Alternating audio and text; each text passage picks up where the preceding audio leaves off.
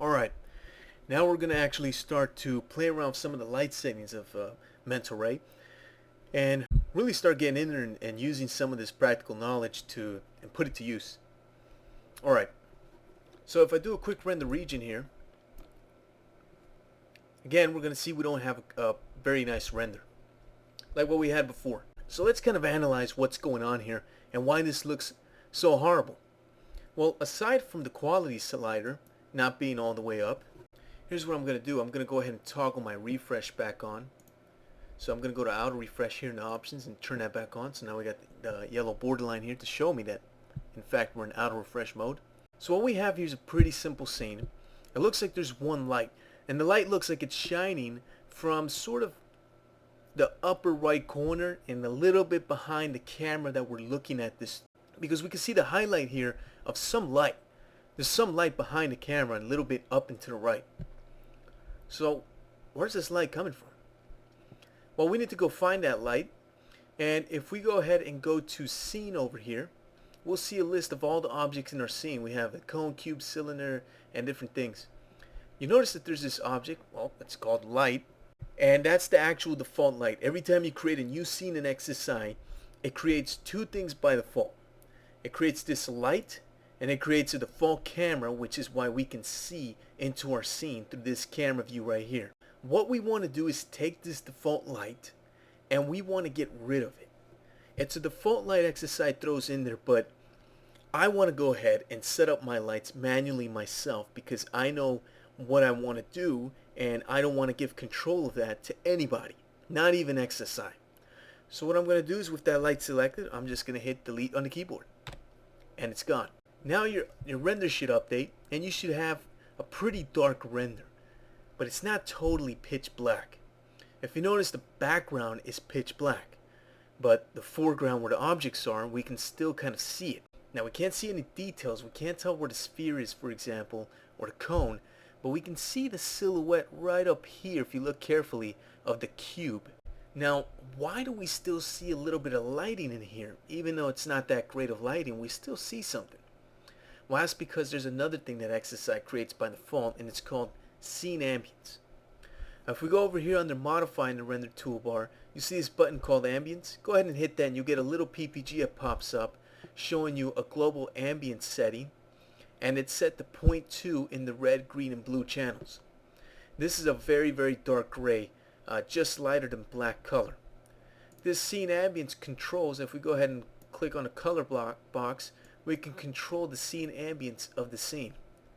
Now, this scene ambience, personally, I don't like to work with it because it's not realistic. It renders fast, don't get me wrong, but it's kind of a way of imitating indirect illumination, which doesn't look too good, as you can see.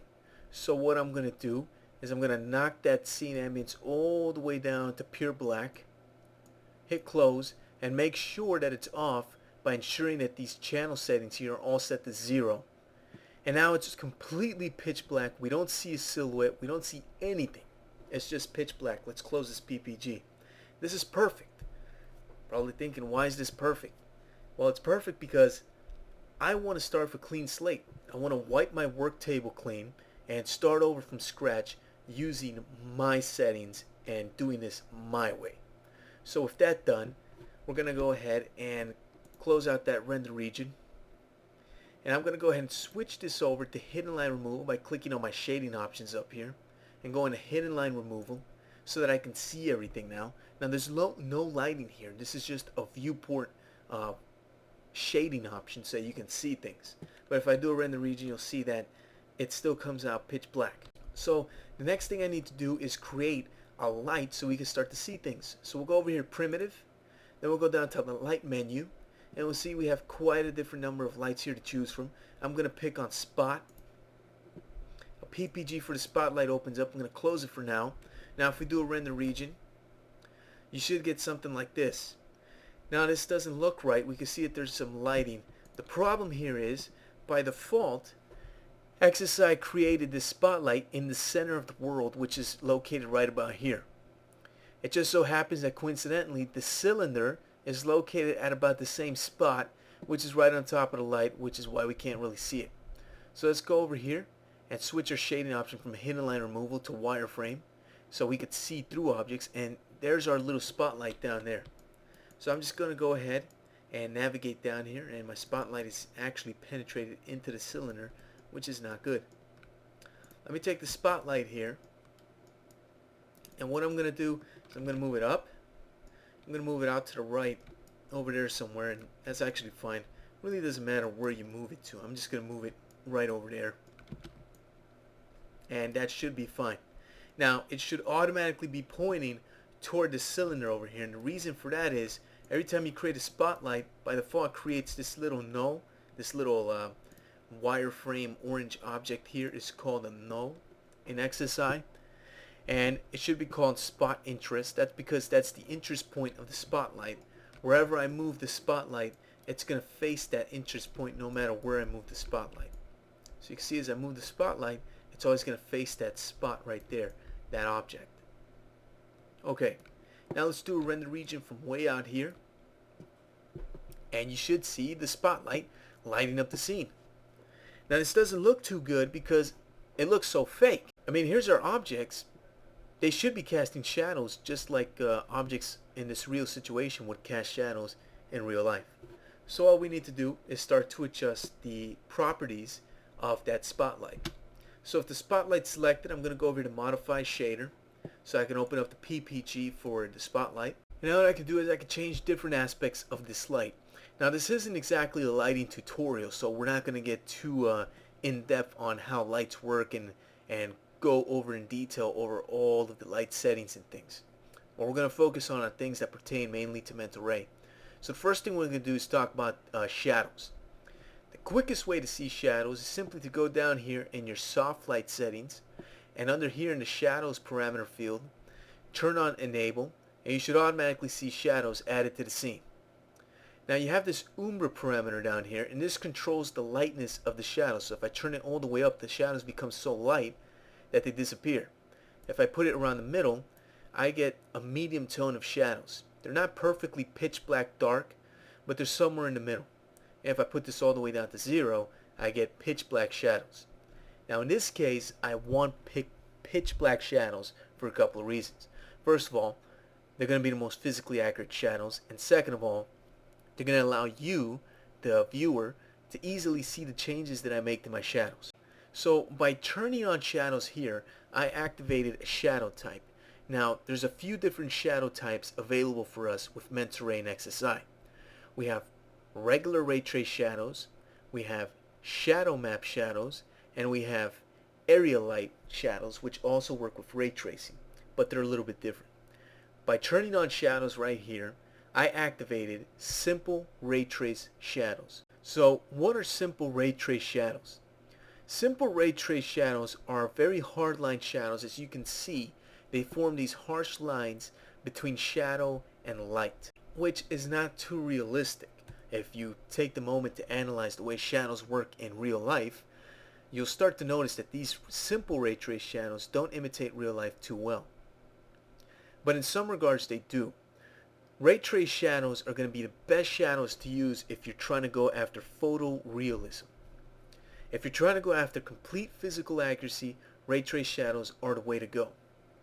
Now, they are also the slowest shadows to render, so that's one thing you want to keep in mind. Ray trace shadows look great and they're physically accurate, but they render slower. So what is the other shadow type? Well, the other shadow type is shadow maps. If we go up here to the shadow map tab, we'll see that there's a shadow map field, which is this entire area here, and it's turned off by default. If we go ahead and check it on, we'll turn on shadow maps. Now you notice that there really isn't a big difference between the shadow maps and the ray trace shadows. They look virtually the same. Well, not so if we start to change some of these settings. So for example, we could change the softness parameter and make these shadows softer, and you can see that now the shadows became blurrier and softer. Now that's not too physically accurate at the moment, but if you don't mind the physical inaccuracy, you can create softer shadows using this method that might look a little bit more aesthetically pleasing to the eye, depending on what look you're going after.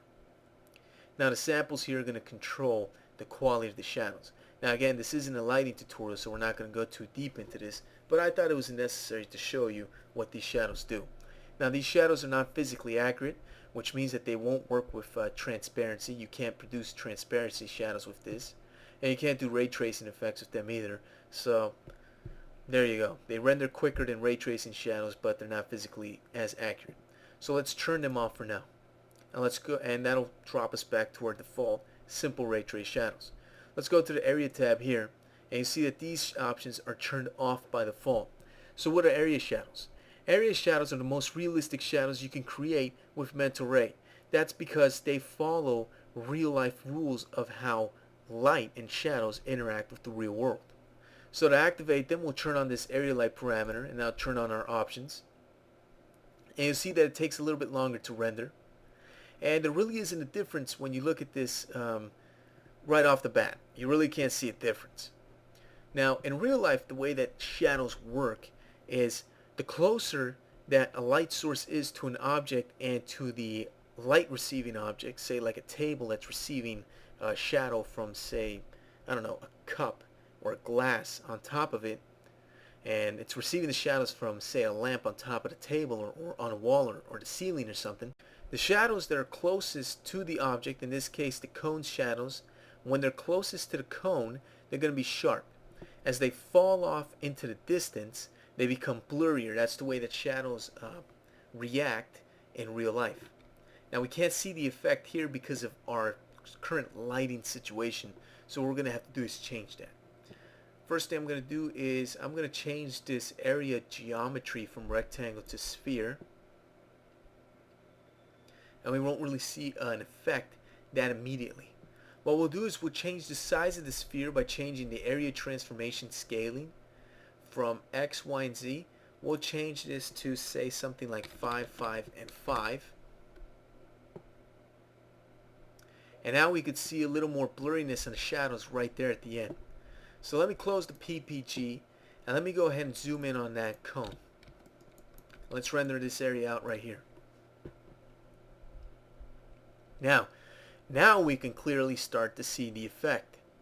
We could see that when the shadow is closest to the base of the cone or the actual geometry itself, it's sharper. As it gets farther away from the cone and the light, it becomes blurrier until the shadow no longer exists. Now notice that there's this graininess. The graininess is actually controlled by the samples parameter and the area light properties. So let's go over here to Explore, Lights. Let's go ahead and click on the spotlight icon, this little yellow icon here, to open up its PPG. Let's go to the area options over here, and in the samples parameter field, let's go ahead and change this.